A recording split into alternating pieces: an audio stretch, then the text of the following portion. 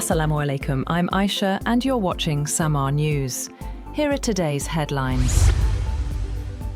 The government has increased petrol and diesel prices by 55 rupees per litre with immediate effect. The announcement was made by Petroleum Minister Ali Pervez Malik alongside Deputy Prime Minister Ishaq Dar and Finance Minister Mohammad Aurangzeb. Officials said the decision followed a late-night cabinet meeting reviewing global oil prices amid Middle East tensions. The government is also considering a weekly fuel pricing system to respond faster to market volatility.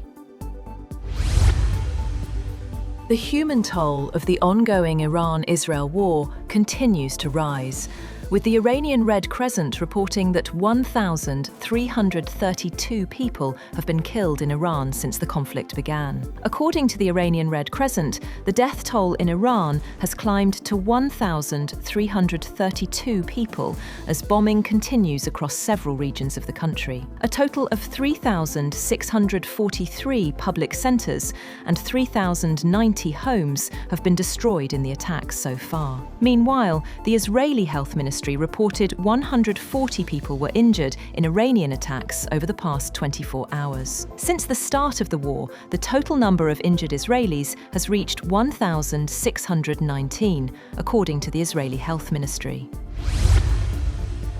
U.S. President Donald Trump has made it clear that there will be no deal with Iran except unconditional surrender. In a social media post a week after launching the war alongside Israel, Trump said, "Once Iran accepts defeat and a great and acceptable new leader is chosen, the United States and its allies would help rebuild Iran's economy."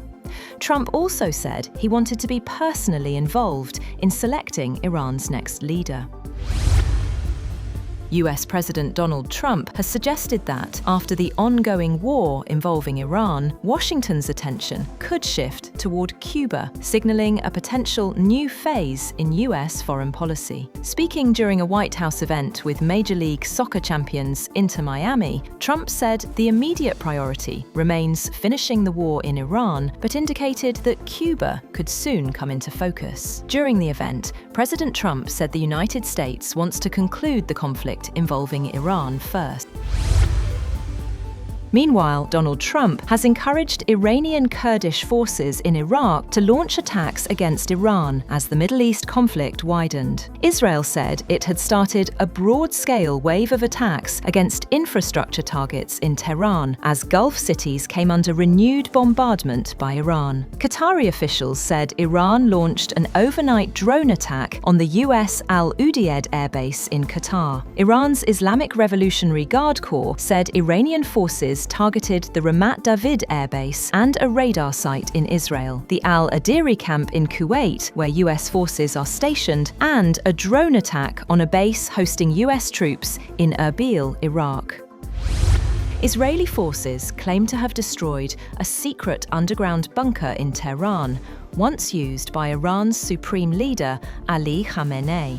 According to the Israel Defense Forces, about 50 aircraft dropped more than 100 munitions on the complex beneath a leadership compound in the Iranian capital. Israeli media reported that senior Iranian officials were inside the bunker when it was struck.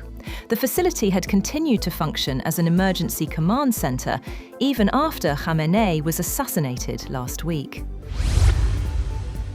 Saudi Arabia's air defense systems have intercepted and destroyed multiple missiles and drones that were targeting different locations across the kingdom. According to the Saudi Ministry of Defense, 4 missiles and 5 drones aimed at targets inside the kingdom were intercepted and destroyed in a series of defensive operations early Friday. It said 3 ballistic missiles were launched toward Prince Sultan Air Base in Al-Kharj Governorate, adding that the Saudi air defences successfully intercepted and destroyed all 3 missiles before they could reach the base. The United States has urged Sri Lanka not to repatriate Iranian sailors rescued after a U.S. submarine sank an Iranian warship this week. The frigate Iris Dina was torpedoed near the southern Sri Lankan port city of Galle, killing dozens of crew members. Sri Lanka has rescued 32 survivors and also detained 208 sailors from another Iranian naval vessel, Iris Bushehr. According to a U.S. diplomatic cable, Washington has asked Anura Kumara Dissanayaka's government not to repatriate the sailors to Iran. Israeli occupation forces have launched heavy airstrikes on Beirut after ordering an unprecedented evacuation of the southern suburbs of the Lebanese capital. Thick smoke rose across the skyline as Israeli forces expanded the war against Iran into Lebanon. A United Nations official said about 100,000 people have already taken shelter after the evacuation orders. U.S. military investigators believe it is likely that U.S. forces were responsible for an apparent strike on an Iranian girls' school that killed scores of children on Saturday, but have not yet reached a final conclusion or completed their investigation. U.S. Defense Secretary Pete Hegseth on Wednesday acknowledged the U.S. military was investigating the incident. Two U.S. officials did not rule out the possibility that new evidence could emerge that absolves the U.S. of responsibility and points to another responsible party in the incident. On the other hand, China is reportedly in talks with Iran to allow crude oil and Qatari liquefied natural gas vessels safe passage through the Strait of Hormuz as the US-Israeli war on Tehran intensifies. Three diplomatic sources said China, which has friendly relations with Iran and relies heavily on Middle Eastern supplies, is unhappy about the Islamic Republic's move to paralyze shipping through the strait and is pressing Tehran to allow safe passage for the vessels. The world's second-largest economy gets about 45% of its oil from the strait.